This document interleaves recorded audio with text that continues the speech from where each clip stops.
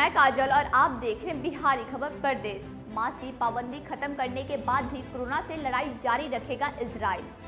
भारत को यूएन के सामाजिक और आर्थिक परिसर के 3 नियमों के लिए चुना गया। पाकिस्तान के फ्रांसीसी राजदूत के निकालने पर संसद में बवाल, शुक्रवार को होगा फैसला। हम भारत की दवा आवश्यकताओं को समझते हैं, Biden. New European super league से हटे प्रीमियर लीग के सभी 6 क्लब। आइए जानते हैं खबरों को विस्तार से।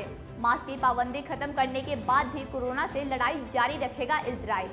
इजराइल में आम लोगों को मास्क की पाबंदी समाप्त होने के बाद भी कोरोना वायरस के खिलाफ लड़ाई और तैयारी जारी रखेगा प्रशासन। इस बात की घोषणा प्रधानमंत्री बेंजामिन नेतन्याहू ने की है। इजराइल प्रशासन ने इसके साथ अगले 6 महीने में 16 से कम उम्र के बच्चों के लिए टीका विकसित करने की बात कही है। वहीं नेतन्याहू ने कहा कि इजराइल के नागरिकों के लिए फाइजर और मॉडर्न से 16 मिलियन अतिरिक्त वैक्सीन की आपूर्ति के लिए बात कही गई है। मालूम रहे कि इजराइल की 81% जनसंख्या को वैक्सीन लगवाने के बाद मास्क पहनने की पाबंदी हटा ली गई है। इस तरह का आदेश देने वाला पहला देश बन गया है। सरकार के इस आदेश के बाद लोगों ने अपने चेहरे से मास्क उतार फेंका और सोशल मीडिया पर अपनी खुशी जाहिर की। भारत को यूएन के सामाजिक और आर्थिक परिसर के 3 नियमों के लिए चुना गया।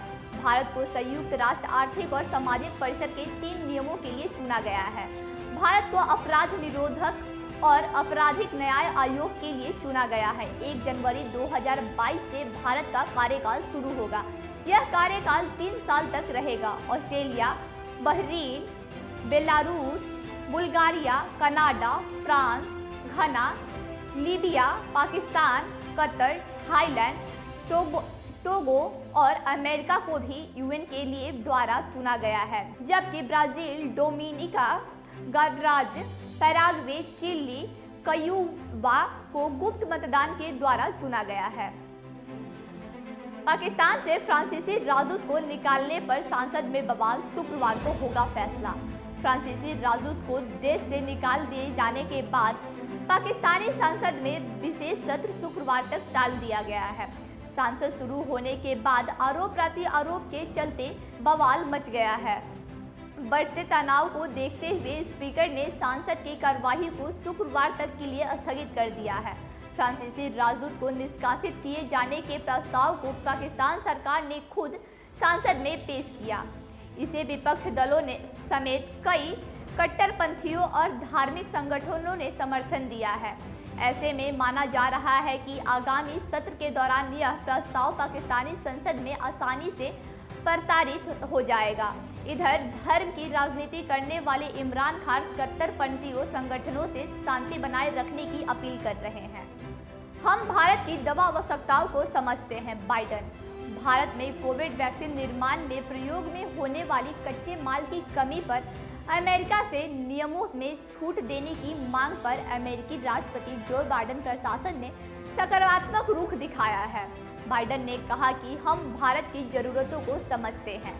बाइडन प्रशासन ने नई दिल्ली को संदेश दिया कि वह भारतीय फार्मास्यूटिकल जरूरतों को समझता है और वादा करता है कि कोविड-19 वैक्सीन के निर्माण में जरूरी कच्चे माल की वर्तमान समस्या पर वह विचार करेगा। साथ ही कहा है कि हम आवश्यक कच्चे माल के निर्यात में मौजूद कठिनाई के लिए उस अधिनियम पर उचित विचार करने का वादा करते हैं। न्यू यूरोपियन लीग से हटे प्रीमियर लीग के सभी 6 क्लब। न्यू यूरोपियन लीग में शामिल सभी 6 प्रीमियर लीग क्लब टूर्नामेंट से हट गए हैं। रविवार को Manchester city, Chelsea, Arsenal, Liverpool, Manchester United और टोटनहम हॉटस्पर सहित 12 संस्थापक क्लबों ने नई यूरोपियन सुपर लीग की घोषणा की थी, जिसके व्यापक आलोचना की गई। मैनचेस्टर सिटी ने मंगलवार को एक बयान में कहा कि मैनचेस्टर सिटी फुटबॉल क्लब इस बात की पुष्टि करता है कि उसने औपचारिक रूप से यूरोपियन सुपर लीग से हटने का फैसला किया है। आगे की खबरों के लिए जुड़े रहें हमारे फेसबुक पेज और यूट्यूब चैनल से। धन्यवाद।